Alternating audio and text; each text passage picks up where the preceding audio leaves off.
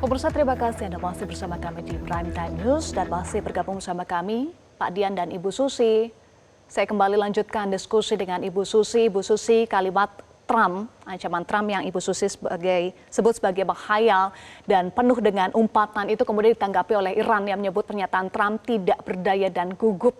Apakah betul ancaman Trump itu sebagai bentuk frustasi AS hadapin Iran? Ibu Susi. Jurnalis Amerika juga menghujat kata-kata kasar tersebut karena tidak lazim seorang presiden menyatakan apa yang dinyatakan sekalipun itu dalam through social ya. Tetap kata-kata itu akan terrekord, terekam sebagai kata-kata kasar yang jarang dilakukan oleh Presiden Amerika Serikat. Jadi benar-benar dia sudah melampaui batas kebingungannya dia untuk exit strategi yang belum jelas, sehingga dia melakukan apa saja sesuai dengan emosi dia, sesuai dengan insting dia. Kan dia katakan, saya tidak akan patuh kepada hukum internasional, saya tidak akan patuh kepada multilateral organization, saya hanya patuh pada diri saya sendiri. Nah, ini adalah cerminan itu. Diri dia adalah diri yang suka berkata-kata kotor, suka berperilaku yang tidak senonoh ya.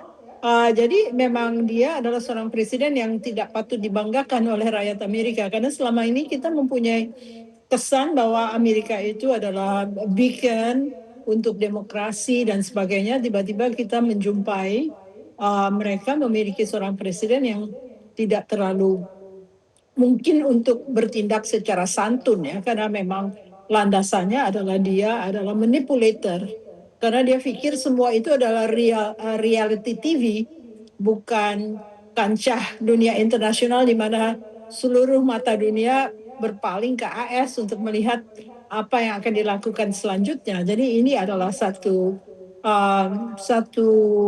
perilaku yang memalukan dan harusnya bisa dicegah oleh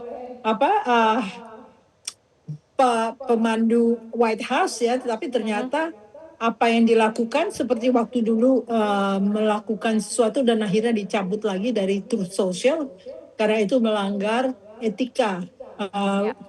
Pada saat meninggalnya seorang tokoh FBI ya, lalu dia menyatakan syukur saja dia meninggal gitu. Akhirnya pernyataan itu harus dicabut oleh White House karena tidak pantas.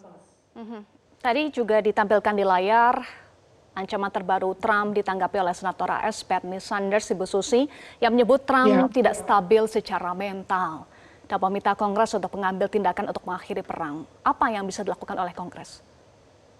Kongres bisa melakukan amandemen ke-14, yaitu menurunkan amandemen 14 atau amandemen 25, saya lupa ya, menurunkan presiden yang sedang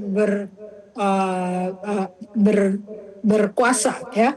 Jadi ada kasus di mana kalau misalnya dianggap dia lemah mental, sulit untuk bisa melakukan kebijakan yang waras, dia bisa diturunkan melalui amandemen tersebut. Saya harus cek itu, amandemen ke-25 kalau nggak salah ya.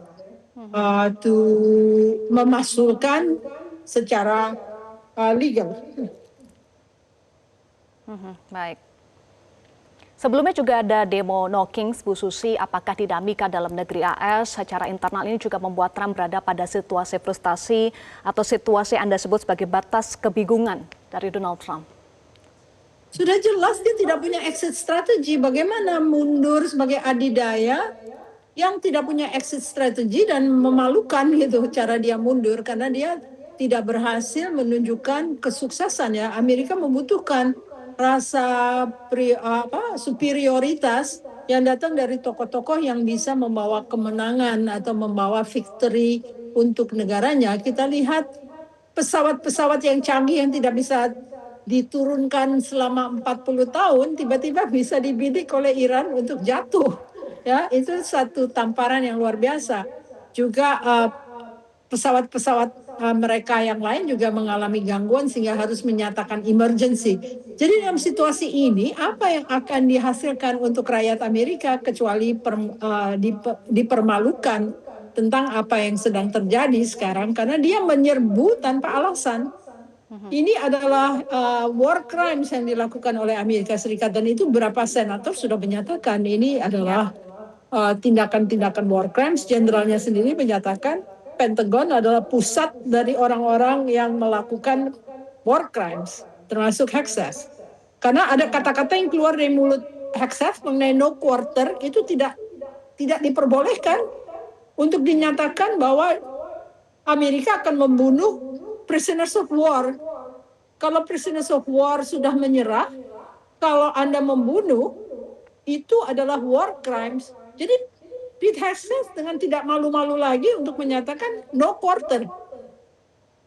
Nah, ini udah dideteksi oleh pimpinan tentara Amerika bahwa ini sesuatu yang tidak lazim, karena ini semua adalah pelanggaran-pelanggaran yang diwujudkan dalam pemerintahan Trump yang sebetulnya tidak lazim dianut oleh tentara Amerika karena mereka mengakui adanya etika perang.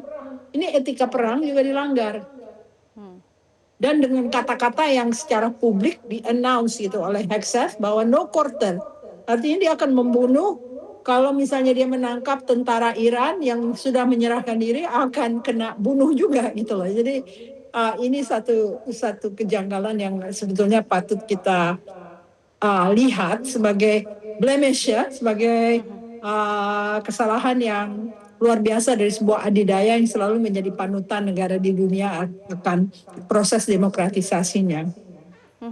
AS tidak punya exit strategi sehingga terus mengancam. Pak Dian, lalu seberapa siap Iran hadapi ancaman Trump menghancurkan pembangkit listrik dan jembatan Iran dalam 24 jam ini? Saya mulai dari ini tadi pernyataan Mbak Eva dan juga Bu Susi ya, bahwa ya sekarang Trump itu apa boleh buat. Saya dari awal sudah mengatakan dengan kata-kata saya, sakit jiwa, psikopat, segala macam, ternyata kan terbukti dengan kata-kata kasarnya. Tapi yang saya mau bilang begini, kalau dibilang sekarang situasinya Trump seperti apa, ya itu tadi, panik, bingung, frustrasi, semua ada di situ. Nah, di tengah kebingungan inilah dia keluarkan kata-kata akan memaksa pembukaan Selat Hormuz. Buat saya, siapa yang akan percaya gitu ya. Jadi kalau tadi kembali ke sikap Iran yang tenang-tenang saja, buat saya Iran tetap punya strategi bagaimana menghadapi Amerika yang sampai sekarang masih menyerang. Pembalasannya setimpal. Yang buat saya juga menarik, Israel sekarang kok itu Netanyahu kok apa ya, nggak tampil, nggak ngomong. Artinya apa? Dia sendiri juga di dalam negerinya sedang panik, sedang frustrasi, sedang bingung, dan sebagainya. Sekarang bayangkan, sebuah koalisi yang katanya juga melibatkan negara-negara barat menyerang sebuah negara berdaulat, dipimpin oleh pemimpin-pemimpin yang frustrasi, sakit jiwa, dan sebagainya.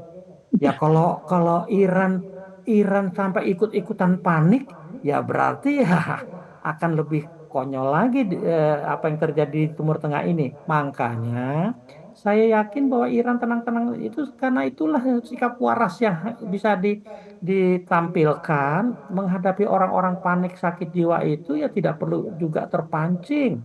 Artinya tindakan-tindakan Iran sekarang ini sudah sangat terukur. Dengan sangat terukur inilah mereka yakin Selat Hormuz tetap akan berada di tangan mereka. Selat Hormuz tetap akan ditutup sampai mitra-mitra Arabnya Amerika ini sadar bahwa semakin lama dia mendukung dua orang gila di Timur Tengah dan di Amerika itu, semakin parah kondisi negara dia. Coba kita lihat sekarang, kalau dari pemberitaan benar, yang namanya Dubai saja yang jadi ikon di Teluk Persia sekarang sudah mulai ditinggalkan, sudah mulai kosong. Siapa yang mau tinggal di tempat-tempat mewah seperti itu? Artinya apa? Sebentar lagi di Abu Dhabi juga akan ditinggalkan, sebentar lagi di Doha mungkin akan ditinggalkan. Lah, kalau itu semua terjadi, yang paling merasakan adalah rakyat negara-negara itu, bahwa negaranya yang mereka tidak ingin diajak perang oleh Amerika sebenarnya akan kolaps. Loh, dengan kenyataan seperti itu, Iran akan hanya cukup fokus pada strateginya, membalas serangan dan menutup Selat Hormuz. Cukup. Iran fokus pada strategi menutup Selat Hormuz dan sampai saat ini masih bertahan menutup Selat Hormuz bagi agresor Amerika Serikat dan Israel. Kalau sejak tadi kita sebut Amerika Serikat sedang panik, frustasi, bagaimana dengan standing position dari Israel saat ini, Pak Dian? Israel sendiri ya di tengah kepanikannya malah bikin ulah di Lebanon. Itu lagi sakit jiwanya lebih parah lagi tuh, kelihatannya mulai terbuka bahwa sakit jiwanya Netanyahu ini lebih gila, semakin parah. Di saat ketika negaranya sendiri menghadapi balasan dari Iran, dia malah menyerang negara-negara yang selama ini tenang, alasannya menyerang proksinya Iran tentunya. Kalau Hamas sudah berhasil dilumpuhkan, tanda kutip, target mereka Hizbollah mau dilumpuhkan. Karena konon dari Hizbollah itulah senjata-senjata atau sebagian rudal juga diluncurkan. Nah, itulah sasarannya. Tapi dia lupa bahwa menyerang Hizbollah, dampak geopolitiknya lain lagi. Lebanon yang sebenarnya negara yang bisa dikatakan dalam kondisi sekarang ini netral, sekarang jadi terbawa. Mau tidak mau sebagai negara berdaulat, Lebanon juga akan mulai melihat bahwa teritorial dia terancam. Makanya Lebanon, kalau perkiraan saya, pasti juga tidak akan tinggal diam. Kalau wilayah yang tidak dikuasai Hizbollah menjadi sasaran serangannya Israel. Nah, perang akan semakin kusut. Di tengah perang yang tidak menentu di kawasan Teluk, di kawasan sebelah sana di Lebanon, itu juga mereka mencoba membuat front. Dengan keroyokan mereka terhadap Iran saja tidak mampu. Sekarang mereka mau mencari masalah di Lebanon yang jelas merupakan kawasan di Laut Tengah. Saya kira semakin konyol cara pikir dua orang sakit jiwa ini. Baik, jadi agresor semakin panik tapi Iran tenang-tenang saja ya. Terima kasih Pak Dian dan Ibu Susi sudah bergabung bersama kami di Prime Time News. Jelajahi cara baru mendapatkan informasi. Download Metro TV Extend sekarang.